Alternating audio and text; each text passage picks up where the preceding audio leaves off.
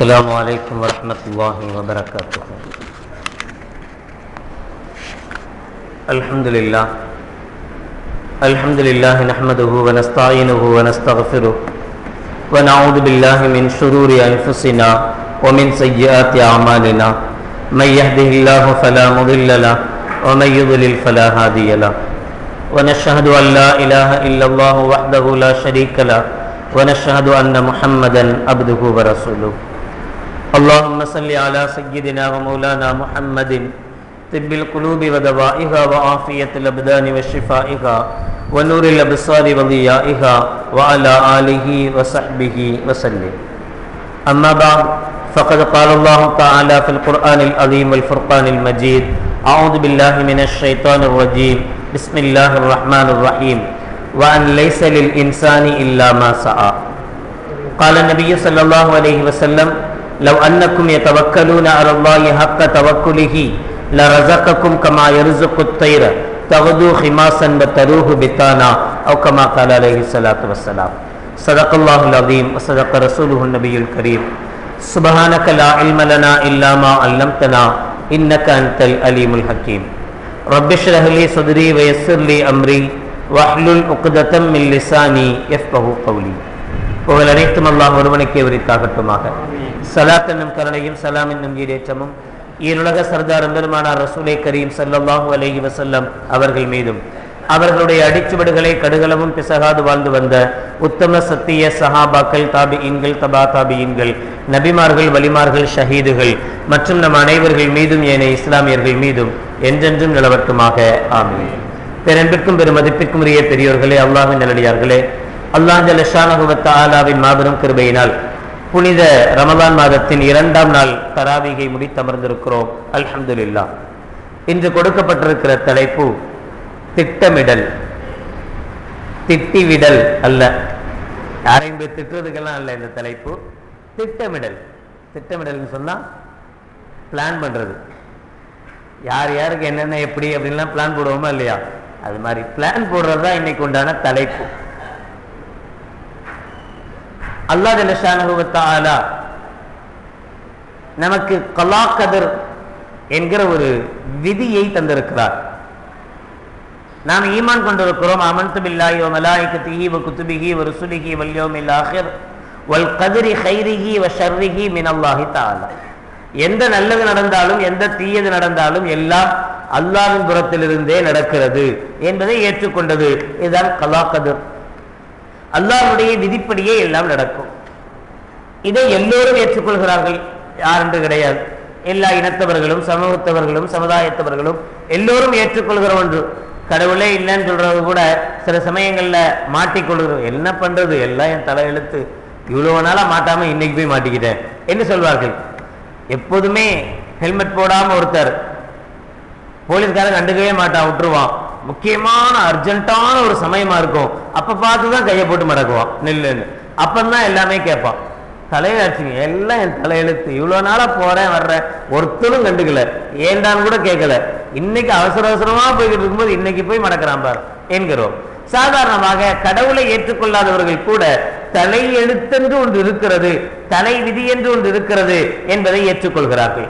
எனவே அனைவராலும் ஏற்றுக்கொள்ளப்பட்ட ஒன்று. இதை மறுப்பது குஃப்ரு. யாரும் இதை மறுக்க முடியாது. முஃமினாக இருக்கக்கூடியவர்கள் என்ன செய்ய முடியாது? குறிப்பாக கலா கதர் என்பதை மறுக்க முடியாது. எல்லாம் இல்லை, நான் கையை தூக்குறேன், என் இஷ்டத்துக்கு தான் தூக்குறேன் அப்படின்னு யாரும் சொல்ல முடியாது. அல்லாஹ்வுடைய ஏற்பாடு, நான் தூக்கணும்னு அதனாலதான் தூக்குறேன். நான் நினைச்சு என்னால் பேச முடியாது, அல்லாஹ் நினைத்தால் மட்டுமே என்னால் பேச முடியும். அதனாலதான் சில சந்தர்ப்பங்கள்ல நமக்கு சக்தி இருக்கிற போது கூட நம்மால் செயல்பட முடியாம போகுது. சக்தி, முழு சக்தியும் இருக்கத்தான் செய்யும், ஆனா என்ன செய்யறது இல்ல, செயல்பட முடியாது. சில சமயங்கள்ல நம்ம சொல்லுவோம் நண்பர்கள்ட்ட, இல்ல இப்பதான் சாதாரண கை வருது போது எல்லாமே செய்யுது. அவன் அடிச்சான் பாரு ஒரு அடி கன்னத்துல பலார்னு, எனக்கு கையும் ஓடல காலும் ஓடல. அவன் அடிச்ச அடியில கிருன்னு ஒரு சுத்து சுத்திச்சு தலை. அப்ப எனக்கு என்ன செய்யல, கையும் ஓடல காலும் ஓடல. கையும் இருக்குது, காலும் இருக்குது, நம்மளுடைய சக்தியும் இருக்குது. இப்பெல்லாம் நமக்கு கையை நல்ல வேலை தான் செய்யுது. அந்த அடி வாங்கின அந்த அடியில எல்லாம் வேலை செய்யாம போச்சு. ஏன் வேலை செய்யாம போச்சு? அல்லாஹ்வுடைய நாட்டை வேலை செய்யாம போகணும்னு போச்சு. சில சமயங்கள்ல சில பேர் அடிக்கிற அடி அதை விட்டு டபுள் மடங்கா திருப்ப நம்ம கொடுக்குறோம். ஒருத்தர் ஒரு அடி அடிச்சா அதை விட டபுள் மடங்கா நம்மளால கொடுக்க முடிகிறது. அப்ப அந்த சக்தி எப்படி வந்தது? இப்பவும் அடித்தான் வாங்கணும். இந்த அடி வாங்கும்போது அடிக்க முடிகிறது, அந்த அடி வாங்கும்போது அடிக்க முடியாம போச்சு. ஒரே காரணம் தான், அப்ப அல்லாஹ் அடிக்கணும் நாடுனா அடிச்ச, இப்ப அல்லாஹ் அடிக்கணும் நாடெல்லாம் அடிக்கல, முடிஞ்சு போச்சு. எல்லாம் நம்முடைய தலை எழுத்து. அல்லாஹ் என்ன எழுதி இருக்கிறானோ அதுதான் நடக்கும். இந்த விதியை மீறி யாரும் எதுவும் செய்ய முடியாது. நான் ஏற்கனவே சொன்ன ஞாபகம், ஒருத்தர் இப்படித்தான் ஒருத்தர் பயான் பண்ணார் விதியை நம்பணும்னு சொல்லி. அப்ப அவன் சொன்னான், அதெல்லாம் ஒண்ணும் இல்லைங்க, சும்மா நீங்க பாட்டுல தலையெழுத்துலாம் சொல்லிட்டு இருக்காதீங்க. இப்ப அவர் சொன்னாரு, வேணா பாரு, நான் சொல்றேன், கண்டிப்பா நீ நாளைக்கு பாயாசம் சாப்பிடுவ அப்படின்னு சொன்னார். நான் சொல்றேன், அவன் தலையில எழுதிருக்குன்னு சொல்றேன், கண்டிப்பா நீ நாளைக்கு என்ன செய்வ, பாயாசம் சாப்பிடுவ அப்படின்னு சொன்னார். அவன் சரி பாத்துருவான், சேலஞ்ச், நான் நாளைக்கு பாயாசம் சாப்பிடுறது இல்லை, பாத்துருவோம், நான் தலை விதியை மீறி காட்டுறேன், என்ன எழுதி இருக்கோ கல்லாக்கதுரோ அதை நான் மீறி காட்டுறேன், பாத்துருவோம் இன்னைக்கு என்ன நடக்குதுன்னு பாத்துருவோம் அப்படின்னு முடிவு பண்ணான். முடிவு பண்ணி அவனுக்குள்ள இருந்தாலும் ஒரு பயம், எங்கடா தப்பி தவறி தெரியாம பாயாசம் முன்னாடி வந்து குடிச்சிருவோமோ சாப்பிட்டுருவோமோ அப்படின்னு அவன் மேலேயே அவனுக்கு நம்பிக்கை இல்லை. பல சந்தர்ப்பங்கள் அப்படித்தானே ஆகுது நமக்கு. அதுபோல அவனுக்கு நம்பிக்கை இல்லாதப்ப அவன் ஒரு முடிவு பண்ணான், நம்ம எதுக்கு இங்க இருந்தா தானே பாயாசம் சாப்பிடுவோம், யாருமே இல்லாத காட்டுக்குள்ள போயிட்டா யார் கொண்டு வந்து பாயாசம் கொடுப்பா, யாருமே இல்லாத காட்டுக்குள்ள போயிட்டா நமக்கு யார் கொண்டு வந்து பாயாசம் கொடுக்க முடியும் என்கிற ஒரு தைரியம் அவனுக்கு காட்டுக்குள்ள போயிட்டான். போனால் அங்க ஒரு கூட்டம், சுற்றுலாவுக்காக வந்த ஒரு கூட்டம், இவன் எந்த மரத்துக்கு மேல ஏறி உட்கார்ந்துருக்கானோ கரெக்டா அந்த மரத்துக்கு கீழே உட்கார்ந்து கல்லெல்லாம் கூட்டி சமையல் பண்ண ஆரம்பிக்கிறாங்க. மேல இருந்து எட்டி பார்க்கற என்னடா செய்யறாங்கன்னு, பாயாசம் கிண்டுறாங்க. இவனுக்கு தலை சுத்திருச்சு, இந்த சனியன் வேணான்னு சொல்லிதானே அங்கேயிருந்து இவ்வளவு தூரம் வந்தேன், திரும்ப அதே முசீபத்து இங்கேயும் துரத்துது. சரி காய்ச்சினா காய்ச்சிட்டு போறாங்க, அவங்க தானே குடிக்க போறாங்க, நம்ம கீழே இறங்கி போனாதான் நமக்கு கிடைக்கும், நம்ம இதன் பக்கம் தேவையே இல்லை, இது நமக்கு வேணாம்னு முடிவு பண்ணியிருக்கோம், இது தேவையே இல்லை, அதனால நம்ம மேலேயே உட்காந்துக்குவோம், யாரும் நமக்கு கொண்டு தரப்போறது இல்லை அப்படின்னு உட்கார்ந்துக்கிட்டான். இவங்களும் பாயாசம் காய்ச்சினாங்க. கொஞ்ச நேரத்துல நல்ல கொதி வந்து குடிக்கிற ஒரு நேரத்துல கொள்ள கூட்டம் ஒண்ணு வந்துருச்சு. கொள்ள கூட்டத்தை பார்த்த உடனே இருக்கிற பொருட்கள் காப்பாற்றணுமா இல்லையா, பாயாசம் போனாலும் போயிட்டு போய் சட்டையோட இருக்கிற பொருட்கள் எல்லாம் பாதுகாக்கமா இல்லை, அதனால இருந்த கூட்டம் என்ன செஞ்சுன்னா எஸ்கேப் ஆயிடுச்சு, ஓடி போச்சு. கொள்ள கூட்டத்துக்கு பயந்து போய் இருக்கிற பாயாச சட்டியை அங்கேயே வச்சு போட்டு எல்லாரும் ஓடி போயிட்டாங்க. இப்ப அந்த கொள்ள கூட்டத்துக்காரங்க வந்தாங்க, அட பாவமே நம்ம வந்து தெரிஞ்சுட்டு எல்லாம் எஸ்கேப் ஆயிட்டாங்களே, எல்லாமே போச்சே, ஒண்ணுமே கிடைக்கலையே, சரி கடைசியில கிடைச்சது இந்த பாயாசம் தான், அதையாவது குடிப்போம் அப்படின்ற ஒரு முடிவுக்கு வந்தாங்க. இருந்தாலும் ஒரு சந்தேகம், போன போக்குல விஷத்தை உள்ள கலந்து விட்டு போயிருந்தாங்கன்னா என்ன செய்யறது, இந்த படுபாவிங்க நம்மளை பிடிக்கிறதுக்கு தான் வந்தனாக்காங்க அப்படின்னு தெரிஞ்சுக்கிட்டு போற போக்குல கொஞ்சம் விஷத்தை கலந்து விட்டுட்டு நல்லா வரட்டும் வந்து சாப்பிட்டு செத்து போட்டோம் அப்படின்னு கலந்து விட்டா என்ன பண்றது அப்படின்னு இப்ப ஒரு முடிவு. ஏதாவது ஒரு பிராணிக்கு, ஒரு பறவையோ ஏதோ ஒண்ணு, எதுக்காவது ஒண்ணுக்கு இந்த பாயசத்தை ஊத்தி வைக்கிறது, அது வந்து தின்றுட்டு சாகாம இருந்தா நம்ம பாயசத்தை குடிக்கிறது, செத்து போச்சுன்னா குடிக்கிறது இல்லை அப்படின்னு முடிவு பண்ணி சொல்லிக்கிட்டு இருக்கும் போது யதார்த்தமா ஒருத்தனுடைய பார்வை மேல போச்சு, மரத்துக்கு மேல ஒருத்த உட்கார்ந்துட்டு இருக்கான். உடனே பார்த்து இந்த ஆள் தான் வேணுக்குனே பாயசம் காய்ச்சி அதுல விஷத்தையும் கலந்து வச்சுட்டு மேல ஏறி உட்கார்ந்துட்டு இருக்கிறான், இவனை விடக்கூடாது, ஏறி பிடிச்சி தர கீழே இழுத்துட்டு வந்துட்டாங்க. இழுத்துட்டு வந்து அவன்கிட்ட பாயசத்தை கிளாஸ்ல ஊத்தி இந்த இதை குடி அப்படின்னாங்க. வேணாம் நான் குடிக்க மாட்டேன், எனக்கு பாயாசம் வேணாம் அப்படின்னு. அப்போ கன்ஃபார்ம் ஆயிடுச்சு, கண்டிப்பா இவன் விஷத்தை கலந்துருக்கிறான், அதனாலதான் குடிக்க மாட்டேங்கிறான். விஷம் கலக்கலைன்னா நல்ல பாயாசமா இருந்தா இவன் ஏன் குடிக்க மாட்டேன்னு சொல்ல போறான், இவன் குடிக்க மாட்டேன்னு சொல்றதே நமக்கு தெரிஞ்சு போச்சு, விஷத்தை கலந்துருக்கிறான். அடப்பாவி உனக்கு எவ்வளவு தைரியம் இருந்தா எங்களுக்கே விஷத்தை காய்ச்சி கொடுப்ப, புடிடா கைய காலை அப்படின்னு 2 பேர் கையை பிடிக்க, 2 பேர் காலை பிடிக்க, ஒருத்தன் வாயை திறக்க பாயசத்துக்கு வாயில ஊத்திட்டாங்க. ஊத்தின பின்னாடி அவன் எந்திரிச்சு உட்கார்ந்து தொடச்சிட்டு, இப்ப கொடுங்கய்யா எவ்வளவு நாளும் குடிக்கிறேன், ஏன்டா எனக்கு இந்த பாடுபடுத்துறீங்க, பாயாசம் வேணான்னு தானே அங்கேயிருந்து இங்க ஓடி வந்தேன், இங்க வந்தாலும் இந்த பாயாசம் என்ன விட மாட்டேங்குது. கேட்டாங்க, ஏன்டா நல்ல பாயாசம் தானே, நல்லா தானே இருக்கு, இதையும் குடிக்க மாட்டேன்னு சொன்னேன். இல்ல ஒருத்தட்டு சேலஞ்ச் பண்ணிட்டு வந்தேன், தலையெழுத்துன்னு ஒண்ணெல்லாம் கிடையாது, அதை எங்க போனாலும் விடாதுன்னு. அவர் நீ நாளைக்கு பாயாசம் சாப்பிடுவேன்னு சொன்னாரு, நடந்தே போச்சு என்று சொன்னாராம். இந்த கதை உண்மையோ இல்லையோ, கதை சொல்கிற கருத்து உண்மை, கதை சொல்கிற கருத்து உண்மை, யதார்த்தம். கலா கதிரிலிருந்து யாராலும் தப்பிக்கவே முடியாது. அது என்ன எழுதப்பட்டிருக்கிறதோ அது வந்துதான் தீரும், அதிலிருந்து தப்பிக்க முடியாது. யாக்கூப் அலைஹிஸ்ஸலாத்து வஸ்ஸலாம் நாம் தெரிஞ்சிருக்கிறோம், யூசுப் அலைஹிஸ்ஸலாம் அவருடைய தந்தை. அவங்களுக்கு 12 பிள்ளைங்க இருந்தாங்க. இருந்தாலும் யூசுப் நபி மீது அத்தாவுக்கு ரொம்ப பாசம். இந்த பிள்ளை மேல, இந்த ஒரு பிள்ளை மேல அதிகமான பாசம். இது மற்ற 11 பிள்ளைங்களுக்கு பிடிக்காது. எல்லா இடத்துலயும் உள்ளதுதான். வீட்டில் கூட அடிக்கடி சண்டை வரும், நீ அத்தா பிள்ளையா அம்மா பிள்ளையா அப்படின்லாம். அது மாதிரி இங்கேயும் அத்தா பிள்ளையா இருந்தவர் யூசுப் நபி. எனவே மற்றவங்களுக்குலாம் ஒரு பொறாமை இருந்தது. ஒரு சந்தர்ப்பத்தில் இவங்க எல்லாம் வந்து கேட்கிறாங்க, காலு யா அபானா மலக்கலா தாமன்னா அலா யூசுப் வயின்னா லனா லநாசிஹூன். ஏன் நீங்க எங்க கூட யூசுஃபை விளையாடுறதுக்குலாம் அனுப்ப மாட்டேங்கிறீங்க? நீங்க எங்க கூட நாளைக்கு கண்டிப்பாக விளையாடுறதுக்காக அர்சில்கு மானா கதன் எர்தா வயல் அப் வயின்னா லஹு லஹாஃபிதூன். நாங்க என்ன அவரை பாதுகாக்க மாட்டோமா? நாங்க அவரை பாதுகாக்கிறோம், எங்க கூட நீங்க அனுப்புங்க. எங்க கூட வந்து ஜாலியா அவர் விளையாடிட்டு இருக்கட்டும், சந்தோஷமா இருக்கட்டும். நீங்க அவர் மேல செல்லம் கொடுத்து செல்லம் கொடுத்து செல்லம் கொடுத்து எதுக்குமே விட மாட்டேங்கிறீங்க, ஒண்ணுக்குமே விட மாட்டேங்கிறீங்க. சில சமயங்கள்ல செல்லம் கொடுக்கறது அப்படிதான் ஆயிப்போகுது. எனக்கு தெரிஞ்ச ஒரு நண்பர் இது வரைக்கும் சைக்கிள் கூட ஓட்ட தெரியாது பாவம் அவருக்கு.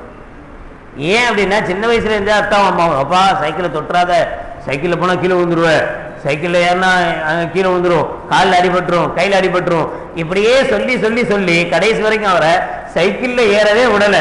இன்னைக்கு என்னுடைய கஷ்டத்தை அனுபவிக்கிறார். சைக்கிளும் ஓட்ட தெரியாது, மோட்டர் பைக்கும் ஓட்ட தெரியாது, ஒன்றும் ஓட்ட தெரியாது. பஸ்ஸில் தான் போகணும், ட்ரெயினில் தான் வரும். எவ்வளோ பெரிய அதாபு கொஞ்சம் நினச்சி பாருங்க, எவ்வளோ பெரிய கஷ்டம். அது மாதிரி யூசுப் நபியை பத்தி யாக்கூப் நபிட்ட சொல்றாங்க அவங்க எல்லாம், ஏன் நீங்க விடவே மாட்டேங்கிறீங்க அவரை? எங்க கூட விடுங்க, எங்க கூட வந்து அவர் விளையாடட்டும், நாங்க என்ன அவரை கடிச்சு தின்றுவா போறோம், கொடுங்க, நாங்க பாதுகாத்துக்கிறோம் என்று அவர்கள் சொல்ல, அப்ப யாக்கூப் அலைஹிஸ்ஸலாம் சொன்னார்களாம், கால இன்னில யஹ்ஸுனுனி அன் ததுஹபு பிஹி வ அகாஃபு அன் யாக்குலஹு ذئபு வ அன்தும் அன்ஹு காஃபிலூன்.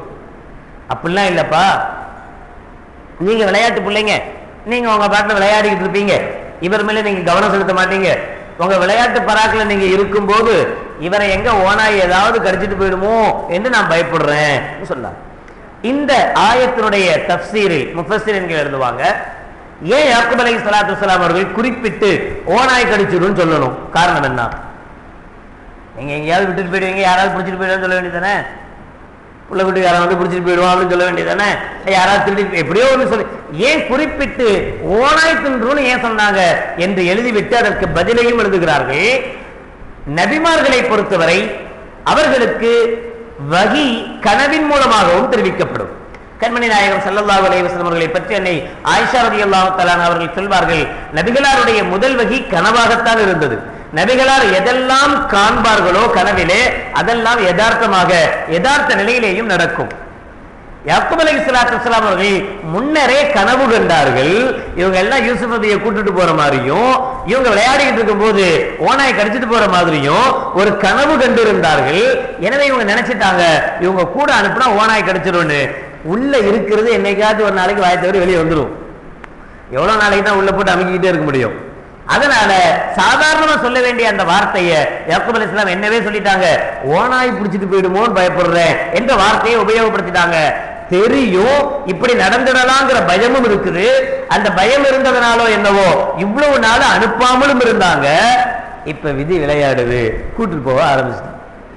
சரி கூட்டு போங்கப்பா அப்படின்னு சொல்லி என்ன செஞ்சுட்டாங்க, கூட அனுப்பி வச்சுட்டாங்க. கூட்டுட்டு போனவங்க சதி வலை பெண்ணாங்க.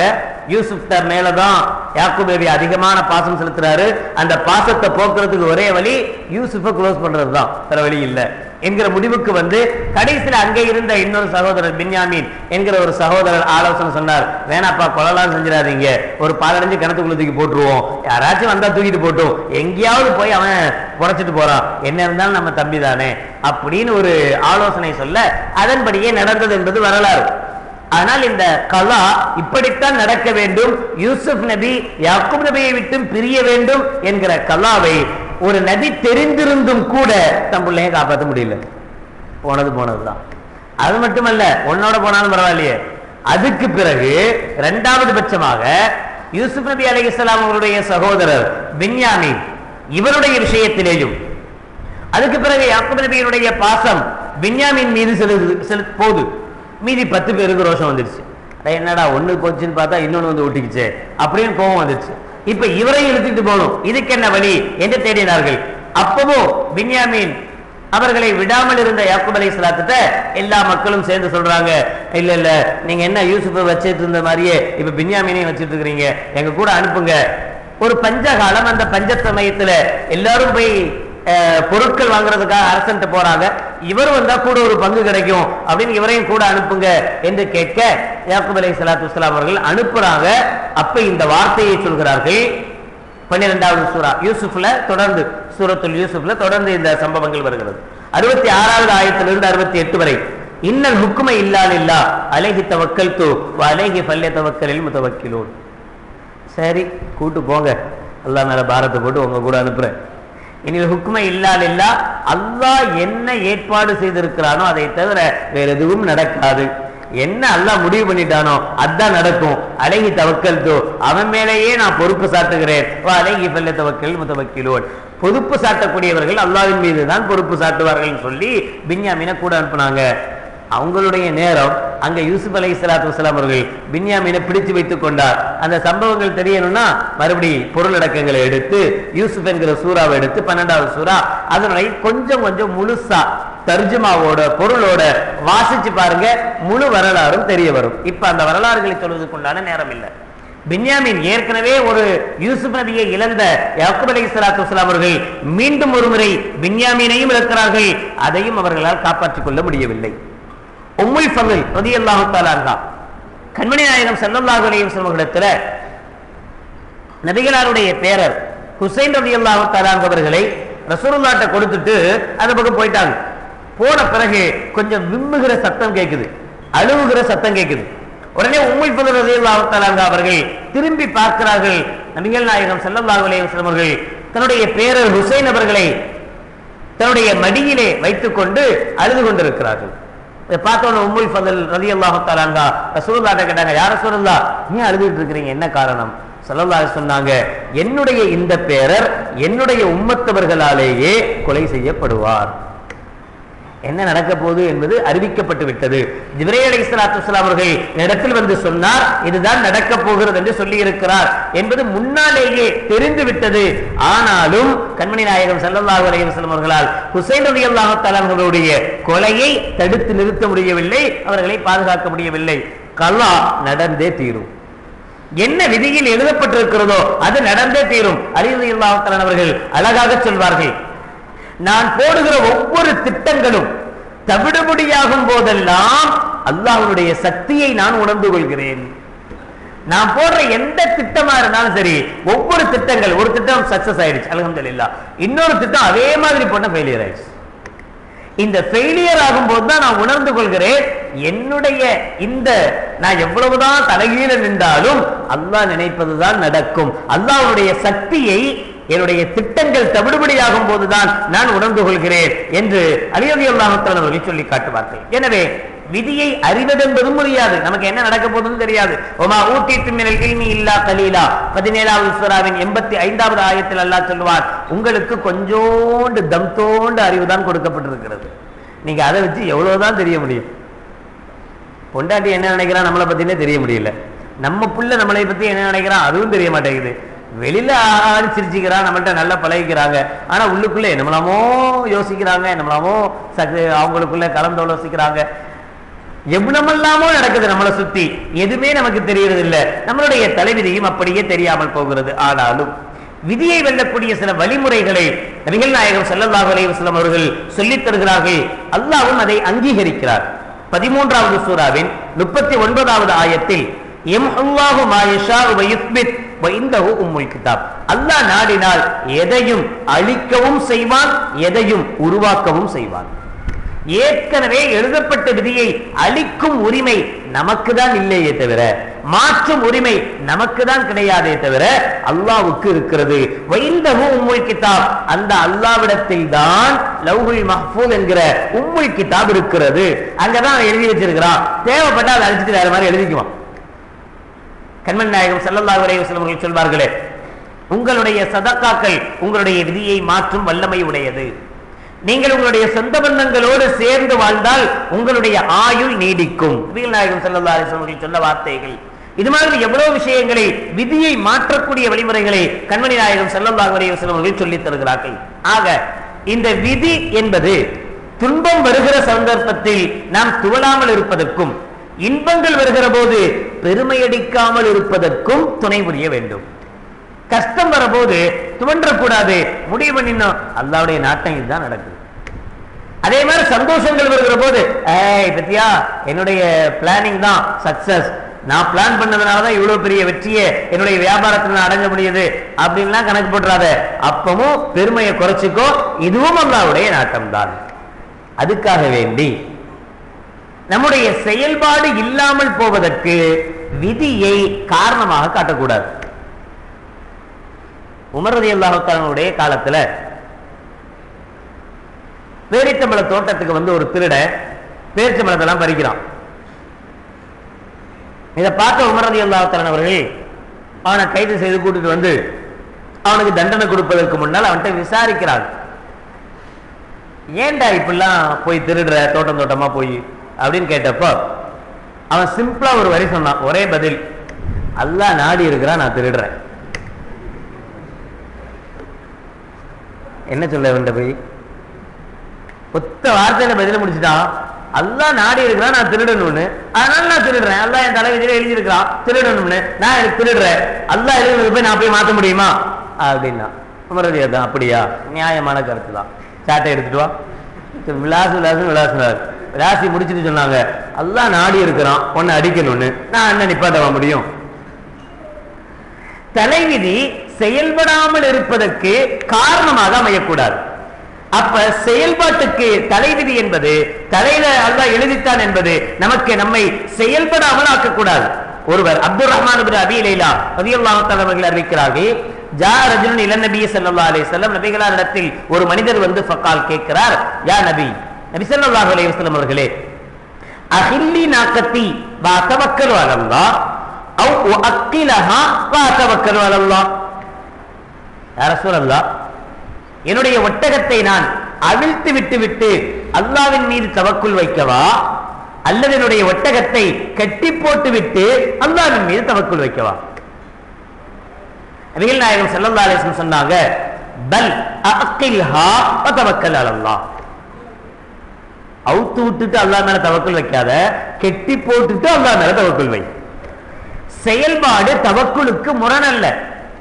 என்ன, அவுத்து போட்டாலும் சரி கெட்டி போட்டாலும் சரி, அல்லாஹ் நாடுனா ஒட்டகம் ஓடி போயிடும், அல்லாஹ் நாடுனா ஒட்டகம் ஓடாது. தானே உண்மை? அல்லாஹ்வுடைய நாட்டம் இருந்தா நம்ம கெட்டி போட்டாலும் ஓடிடும். அல்லாஹ்வுடைய நாட்டம் இல்லைன்னு சொன்னா நம்ம அவுத்து போட்டாலும் என்ன செய்யாது, ஓடாது, நிக்கிற இடத்துல நிற்கும். ஆனா நபிகள் நாயகம் ஸல்லல்லாஹு அலைஹி வஸல்லம் ஹைர் கலா கதிர என்னவோ அதுபடிதான் நடக்கும், நீ விட்டுட்டு ஒம்பாட்டுல போய்கிட்டே இரு என்று சொல்லல. செயல்படு, பிறகு அல்லாஹ்வின் மீது தவக்குலும் வை. அல்லாஹ் காப்பாத்துவான் அவுத்து போட்டுட்டு காப்பாத்துவானா? எப்படி காப்பாத்துவான்? கெட்டி போட்டுட்டு காப்பாத்துவான்னு சொல்லு. ஏன் கெட்டி போட்டா ஏன் அல்லாஹ் காப்பாத்தணும்? நம்ம காப்பாற்ற முடியாதானா? முடியாது. நீ கடையை இழுத்து சொற்று நல்ல இழுத்து 10 லாக் போட்டுட்டு வந்தாலும் கூட காலையில போய் பார்த்தீங்கன்னா உள்ள இருக்கிற செல்போன்லாம் காணா போயிடுது. பூட்டிட்டு வந்தாலும் பாதுகாக்க முடியல. பூட்டிட்டு வந்தால் பாதுகாப்பு கிடையாது. அல்லாஹ் நாடினால் மட்டுமே பாதுகாப்பு. 10 பூட்டு போட்டாலும் 11ஆவதாக ஒரு பூட்டு போடுறோம், தவக்கல்து அலல்லாஹ், அல்லாஹ்வுடைய பாதுகாப்புல நீ இரு. நாளை காலில் வரும்போது இருந்தா உண்டு, அல்லாஹ் பாதுகாத்தாதான் உண்டு. இதுதான் தவக்குல். கெட்டி போட்ட பிறகு தவக்குலுக்கு அர்த்தமே என்னன்னா, தஸ்வீதுல் உமூரி லில்லாஹி அஸ்ஸ வஜல் பதல் அமலி பில் அஸ்பாப். சும்மா கண்மூடித்தனமாக தவக்குல் வைப்பதல்ல, நம்ம என்ன வேலை செய்ய போறோமோ அதுக்குண்டான காரண காரியங்களை செய்துவிட்டு அல்லாஹ்வின் மீது தவக்குல் வைப்பது. எத்தனை விஷயங்களை நாம சில திட்டங்கள் போடுறோம், அந்த திட்டங்கள் ஒன்றுமில்லாமல் போகிறதுக்கு காரணம் அல்லாஹ்வின் நாட்டம் இல்லாமல் போவது. 53வது சூராவின் 39வது ஆயத்தில் அல்லாஹ் சொல்வான், வஅன் லைஸ லில் இன்சானி இல்லா மா ஸஆ. மனிதன் எதை முயற்சிக்கிறானோ அதுதான் அவனுக்கு கிடைக்கும். முயற்சிக்காம சும்மாவே உட்கார்ந்துகிட்டு அல்லாஹ் தருவான் தருவான் தருவான் தருவான் என்றால் அல்லாஹ்வுக்கு தர முடியும் என்பது வேறு, தர முடியாது என்பதல்ல. பாயாச கதை மாதிரி அல்லாஹ் நினைச்சா கொண்டு எங்க இருந்தாலும் கொண்டு ஊத்தத்தான் செய்வான். ஆனால் மனிதன் செய்ய வேண்டியது என்ன? வஅன் லைஸ லில் இன்சானி இல்லா மா ஸஆ. அவன் எதை முயற்சிக்கிறானோ அதைத்தான் அவனுக்கு தருகிறோம். கண்மணி நாயகம் ஸல்லல்லாஹு அலைஹி வஸல்லம் அவர்கள், ஒரு நபி அல்லாஹ்வுடைய வஹி நேரடியாக வந்து கொண்டே இருக்கிறது, அல்லாஹ்வோடு உரையாடி கொண்டே இருக்கிறார்கள், எப்போதும் அல்லாஹ்வுடன் நேரடி தொடர்பு இருக்கிறது, எதை வேண்டுமானாலும் எப்போது வேண்டாலும் அல்லாஹ்ட்ட கேட்டுக்கலாம், யா அல்லாஹ் இப்படி செய் அப்படின்னா உடனடியாக அல்லாஹ் செய்து கொடுக்க தயாராக இருக்கிறார். எந்த நபியின் மீது இல்லாத பாசத்தை அல்லாஹ் ஜல்ல ஷானஹு வ தஆலா கண்மணி நாயகம் ஸல்லல்லாஹு அலைஹி வஸல்லம் அவர்கள் மீது வைக்கத்தான் செய்திருந்தார். ஆனாலும் கூட நுபுவத்தை நபிகள் நாயகம் ஸல்லல்லாஹு அலைஹி வஸல்லம் அவர்கள் எடுத்துச் சொல்கிற போது மக்கத்து முஷ்ரிக்குகள் எல்லாம் எதிர்க்கிறார்கள். அப்படி எதிர்க்கிற அந்த சூழ்நிலையில், அந்த சந்தர்ப்பத்தில் பல சஹாபாக்கள், இஸ்லாத்தை ஏற்றுக்கொண்டவர்கள், தன்னுடைய ஈமானை மறைத்து வைத்திருந்தவர்கள் கூட அடையாளம் கண்டுபிடிக்கப்பட்டு மிக கடுமையாக சோதிக்கப்படுகிறார்கள், மிக கடுமையான வேதனைக்கு உள்ளாக்கப்படுகிறார்கள்.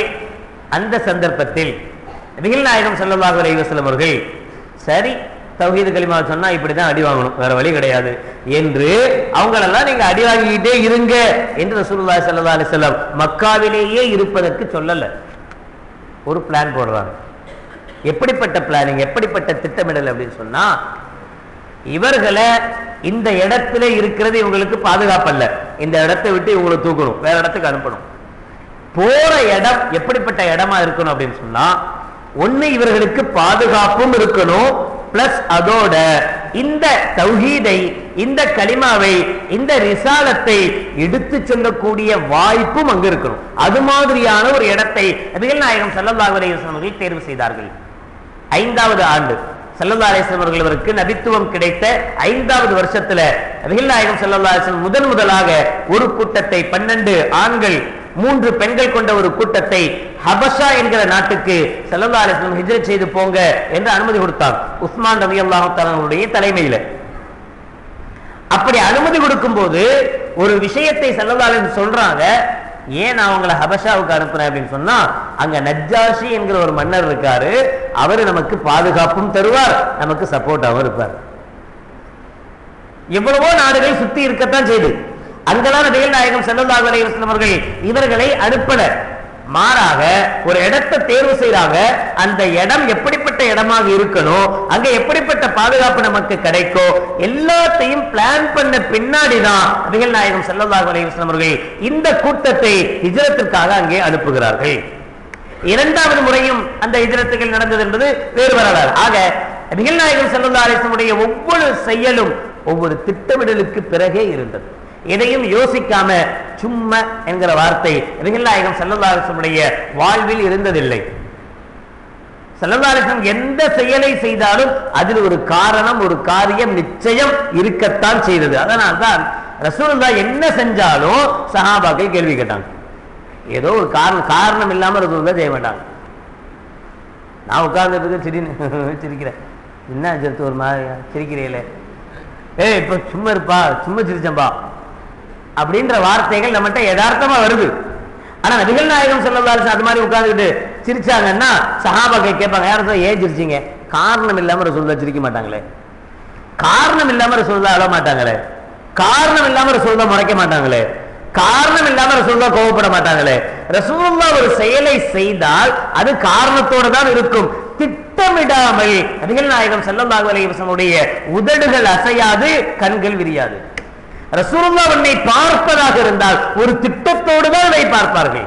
ரசூலுல்லாஹ் ஒன்றை பேசுவதாக இருந்தால் ஒரு திட்டத்தோடு தான் அதை பேசுவார்கள். ஹுதைபியா என்கிற உடன்படிக்கையிலே நபிகள் நாயகம் ஸல்லல்லாஹு அலைஹி வஸல்லம் மக்காவுடைய முஷ்ரிக்குகளுக்கும் மதீனாவில் உள்ளவர்களுக்குமான ஒரு உடன்படிக்கை, ஹுதைபியா உடன்படிக்கை. கேள்விப்பட்ட ஒரு விஷயம்தான், நபிகள் நாயகம் ஸல்லல்லாஹு அலைஹி வஸல்லம் அவர்கள் கண்ணை மூடிக்கொண்டு கையெழுத்து போடவில்லை. தமக்கு பாதகமான ஒரு செயல்கள், நிபந்தனைகள் அங்கே விதிக்கப்பட்டிருக்கிறது. எங்க ஆளுங்க உங்கள்கிட்ட வந்தா திருப்பி அனுப்பிடணும், உங்க ஆளு என்கிட்ட வந்தா நாங்க திருப்பி அனுப்ப மாட்டோம் என்கிற தெளிவான பாதகமான ஒரு விஷயம் அங்கே இருக்கத்தான் செய்கிறது. அப்போதும் நபிகள் நாயகம் ஸல்லல்லாஹு அலைஹி வஸல்லம் அவர்கள் பரவாயில்ல என்று கையெழுத்து போட்டாங்களே, கண்ணை மூடிக்கொண்டு போட்ட கையெழுத்து அல்ல அது, மிகப்பெரிய பிளானோடு, மிகப்பெரிய திட்டத்தோடு போட்ட ஒரு கையெழுத்து. அதனால்தான் இன்று வரைக்கும் அந்த கையெழுத்தை பற்றி ஒவ்வொரு சரித்திர ஆசிரியரும் பேசுகிறார். நபிகளாருடைய வாழ்க்கையை பேசுகிற, நபிகளாருடைய சரித்திரத்தை சொல்ல வருகிற ஒவ்வொரு ஆசிரியனும் அவன் எந்த மதத்தை சார்ந்தவனாக இருந்தாலும் சரி, ஹுதைபியாவில் கண்மணி நாயகம் ஸல்லல்லாஹு அலைஹி வஸல்லம் அவர்கள் போட்ட கையெழுத்தை பற்றி எழுதாமல் நபிகளாருடைய சரித்திரம் முடிவடைவதில்லை. நபிகளாருடைய சரித்திரத்தில் முக்கிய விஷயமாக ஹுதைபியாவுடைய உடன்படிக்கை எழுதுகிறார். ஏன்? நபிகள் நாயகம் ஸல்லல்லாஹு அலைஹி வஸல்லம் சும்மா போனா போதும் போட்ட கையெழுத்து அல்ல, மிகப்பெரிய பிளானோடு போட்ட கையெழுத்து. அந்த கையெழுத்தை போட்ட பிறகுதான் மக்காவில் உள்ள முஷ்ரிக்குகள் கூட கண்மணி நாயகம் ஸல்லல்லாஹு அலைஹி வஸல்லம் அவர்களை பற்றி யோசிக்க ஆரம்பித்தார்கள். என்னடா இவ்வளவு பாதகமான ஒரு விஷயம் வந்து கூட இந்த நபி சமத்துவம் தான் வேணும் அப்படின்னு கையெழுத்து போட்டு போயிட்டாரு. அவங்களுடைய பார்வைக்கு அதுதானே தெரிந்தது. பின்னால் என்ன நடக்க போகிறதுன்றதெல்லாம் அவங்களுக்கு தெரியாது. இப்ப யதார்த்த நிலைக்கு என்ன தெரியுது? 2 பேருக்குள்ள சண்டை வரக்கூடாதுன்னா இதுல கையெழுத்து போடணும், இதுல கையெழுத்து போடணும், எங்களுக்கு சாதகமா உங்களுக்கு பாதகமா என்று இருந்தும் சமத்துவம் தான் வேணும். நாங்க சண்டை போடுறதுக்கு வந்தவங்க அல்ல, நாங்க உங்களோட சேர்ந்து வாழ்வதற்காக வந்தவங்க, நாங்க நல்வழி காட்டுவதற்காக வந்தவங்க என்பதை உணர்த்துவதன்படியாக நபிகள் நாயகம் ஸல்லல்லாஹு அலைஹி வஸல்லம் அவர்கள் கையெழுத்து போட்டுட்டாங்களே அப்படின்னு நினைச்சு பல்லாயிரக்கணக்கான பேர் மக்காவிலிருந்து மதீனாவுக்கு குடிபெயர்ந்து வந்து கண்மணி நாயகம் ஸல்லல்லாஹு அலைஹி வஸல்லம் உடைய கரங்களை பிடித்து பைஅத் செய்து இஸ்லாத்தை ஏற்றுக்கொண்டார்கள். சில 1000 நபர்களோடு மக்காவிலிருந்து போன நபிகள் நாயகம் ஸல்லல்லாஹு அலைஹி வஸல்லம் அவர்கள் ஹுதைபியாவுடைய உடன்படிக்கைக்கு பிறகு லட்சக்கணக்கான சஹாபாக்களை நபிகள் நாயகம் ஸல்லல்லாஹு அலைஹி வஸல்லம் அவர்கள் வார்த்தெடுத்தார்கள். எங்கிருந்து வந்தது? நபிகளாருடைய ஒரு பிளானிங், அவர்கள் போட்ட ஒரு திட்டம். அந்த திட்டம் மிகப்பெரிய வெற்றியை கண்மணி நாயகம் ஸல்லல்லாஹு அலைஹி வஸல்லம் அவர்களுக்கு தந்தது. பல சந்தர்ப்பங்கள்ல நாம் தனியாக போடுகிற திட்டங்கள் திவாலாகி போகிறது. நாம் தனியா போடுற திட்டங்கள் எல்லாம் பல சந்தர்ப்பங்கள்ல ஒண்ணுமில்லாம போகுது. எனவே திட்டமிடலுக்கு மிக முக்கியமான ஒரு அங்கம் மஷ்வரா, ஆலோசனை. ஆலோசனை என்பது நாம் போடக்கூடிய திட்டத்திற்கு மிக முக்கியமான ஒரு அம்சமாக இருக்கும். கண்மணி நாயகம் ஸல்லல்லாஹு அலைஹி வஸல்லம் வாழ்க்கையை எடுத்து பார்ப்போம். முக்கியமான ஒரு நிகழ்வு, அழைப்பு. எல்லோரையும் தொழுகைக்காக அழைக்க வேண்டும். எப்படி அழைப்பது என்பதை நபிகள் நாயகம் ஸல்லல்லாஹு அலைஹி வஸல்லம் அவர்கள் அல்லாஹ்வுடைய தொடர்பில் இருப்பதன் மூலமாக நினைத்தால், யா அல்லாஹ் எப்படி அழைக்கணும் அப்படின்னு கேட்டா உடனே அல்லாஹ் சொல்லிட்டு போறான், இப்படி அழைங்கப்பான்னு முடிஞ்சு போயிடுங்க அதை. ஆனா ஸல்லல்லாஹு அலைஹி வஸல்லம் அப்படி செய்யல. சஹாபாக்களை ஒன்று கூட்டி அமர வைத்து சஹாபாக்களிடத்தில் ஒரு ஆலோசனை செய்கிறார்கள். எப்படி செய்யலாம்? எல்லாத்தையும் தொழுகைக்கு அழைக்கணும், அதுக்கு என்ன வழிமுறையை கையாளலாம்? ஒவ்வொருவரும் ஒவ்வொரு வழிமுறைகளை சொல்றாரு. நெருப்பு பத்தி வைப்போம் மலைக்கு மேல, எல்லாரும் பார்த்தா நெருப்பு எரிஞ்சா தொழுகைக்கு டைம் ஆச்சுன்னு அர்த்தம், வந்துருவாங்க. ஒருத்தர் சொன்னாரு டகரா அடிக்கலாம், ஆளாளுக்கு ஒவ்வொருத்தர் சொன்னார் பெல் அடிக்கலாம், ஆளாளுக்கு ஒவ்வொரு கருத்துக்களை சொல்ல கடைசியிலே பாங்கு சொல்லலாம், அழைப்பு கொடுக்கலாம் என்கிற ஒரு முடிவு எடுக்கப்பட்டது. இது ஒரு ஆலோசனையில் போடப்பட்ட ஒரு திட்டம், நீண்ட கால திட்டம். எப்படி என்றால் கண்மணி நாயகம் ஸல்லல்லாஹு அலைஹி வஸல்லம் அவர்கள் இதை யோசித்து பார்க்கிறார்கள். அந்த இடத்திலே இந்த அழைப்பு என்பது இன்றோடு நாளையோடு முடிந்து போகிற ஒரு அழைப்பு அல்ல, கியாமத் வரைக்கும் தொடர்ந்து இருக்க வேண்டிய ஒரு அழைப்பு. எனவே அந்த அழைப்பு எந்த பாதகமும் ஏற்படாத அழைப்பாக இருக்க வேண்டும். நாம சில சமயங்கள்ல சில திட்டங்கள் போடுவோம், அது குறுகிய கால திட்டங்களாக இருக்கும். அந்த திட்டம் கொஞ்ச நாளைக்கு யூஸ் ஆகலாமே தவிர பிறகு அதை வச்சு நம்மளால ஒண்ணும் செய்ய முடியாது. அதுக்கு பிறகு அந்த திட்டங்கள் நமக்கு பலன் தராமல் போகிறது. பள்ளியாசல்லாம் அடிக்கடி இடிச்சுட்டு புதுசா கட்டுறாங்களே, ஏன்? ஃபர்ஸ்ட் ஒரு 10 வருஷத்துக்கு உண்டான பிளான், 20 வருஷத்துக்கு உண்டான பிளான் அப்படின்னு தான் போட்டு கட்டிடுறது.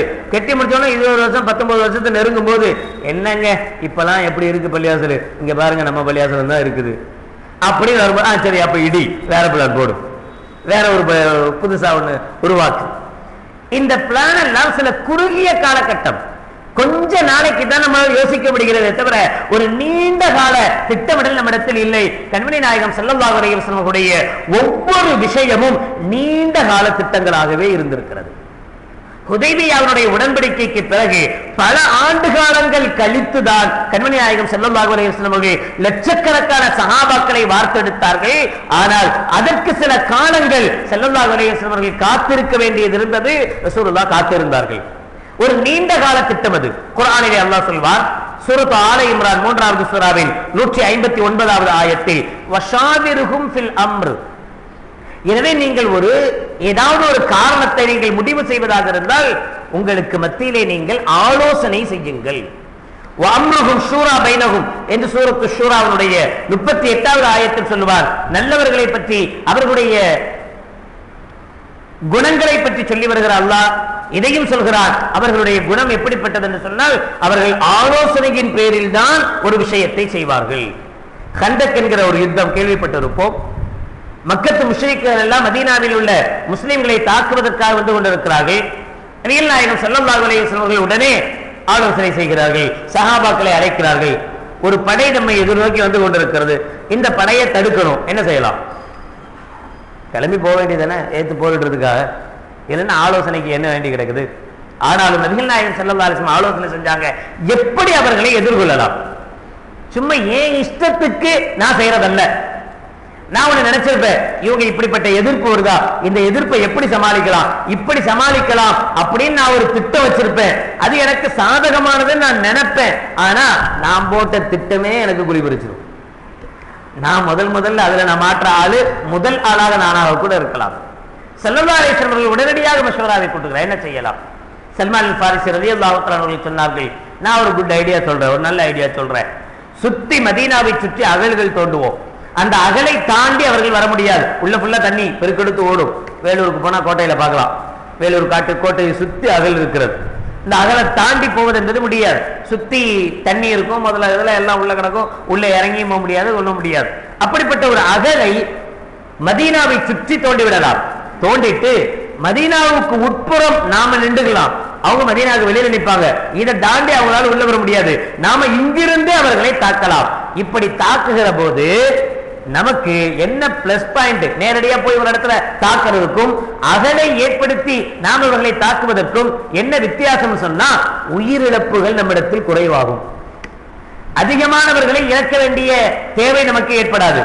இன்னொன்று, இந்த நகரத்தை மதீனாவை முற்றிலுமாக முழுவதுமாக நம்மளால் பாதுகாக்க முடியும். நம்ம குறைந்த எண்ணிக்கையில தான் இருக்கிறோம். நாம ஒரு பக்கம் ஒருத்தவங்களை தாக்கிட்டு இருக்கோம், இன்னொரு வழியா உள்ள வந்துருவோம்.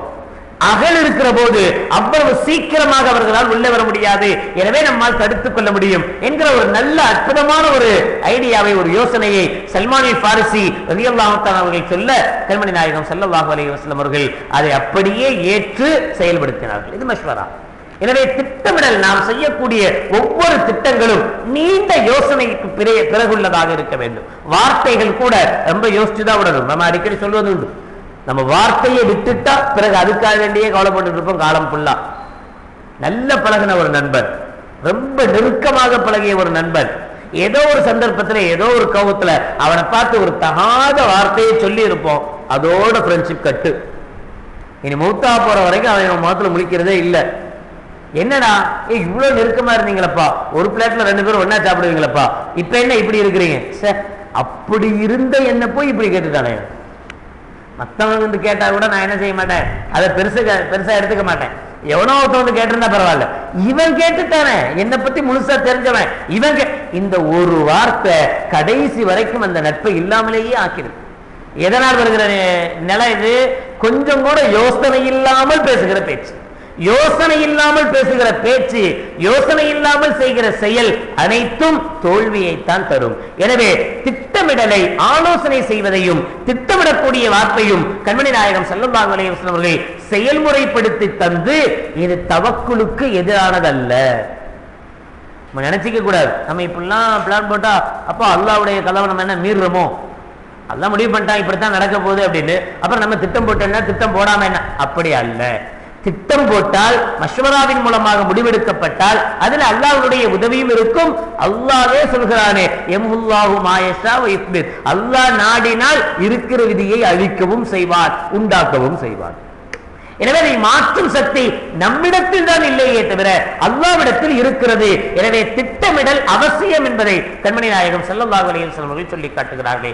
எனவே எந்த ஒரு செயலாக இருந்தாலும் யோசனை இல்லாமல் ஏனோ தானோ என்று களத்தில் குதிப்பது நிச்சயம் நமக்கு தோல்வியைத்தான் தரும். ஒரு பிளானோடு, ஒரு யோசனையோடு, ஒரு நல்ல முடிவோடு, திட்டமிடலோடு ஒரு காரியத்தில் இறங்குகிற போது நிச்சயம் அல்லாஹ்வுடைய அருளும் அல்லாஹ்வுடைய உதவியும் அக்காரியத்தில் இருக்கும் என்பதை இந்த ஆயத்தின் மூலமாக ஹதீஸ்களின் மூலமாக விளங்குகிறோம். அல்லாஹ் ஜல்ல ஷானஹு வ தஆலா கண்மணி நாயகம் ஸல்லல்லாஹு அலைஹி வஸல்லம் அவர்களுடைய திட்டமிடல் மனப்பான்மையை நம் அனைவர்களுக்கும் தந்தல் புரிவானாக. ஆமீன். வாஹிரு தஅவானா அனில் ஹம்துலில்லாஹி ரப்பில் ஆலமீன்.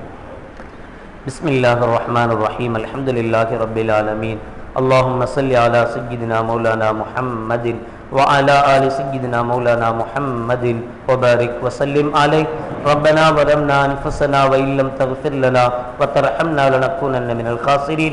ربنا اغفر لنا ذنوبنا وإسرافنا في أمرنا وثبت أقدامنا وانصرنا على القوم الكافرين. اللهم ارحمنا برحمتك يا أرحم الراحمين. اللهم اعتقنا من النار وادخلنا الجنة يا رب العالمين. ربنا هب لنا من أزواجنا وذرياتنا قرة أعين واجعلنا للمتقين إماما. ربنا آتنا في الدنيا حسنة وفي الآخرة حسنة وقنا عذاب النار. وصلى الله تعالى وسلم على خير خلقه سيدنا محمد وعلى آله وأصحابه أجمعين. سبحان ربك رب العزة عما يصفون وسلام على المرسلين والحمد لله رب العالمين.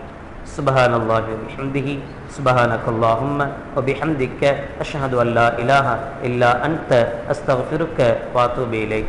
سبحان ربك رب العزة عما يصفون وسلام على المرسلين والحمد لله رب العالمين.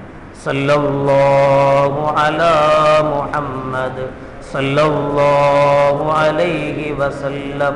صلى الله على محمد صلى الله عليه وسلم. صلى الله على محمد يا رب صل عليه وسلم. السلام عليكم ورحمة الله وبركاته.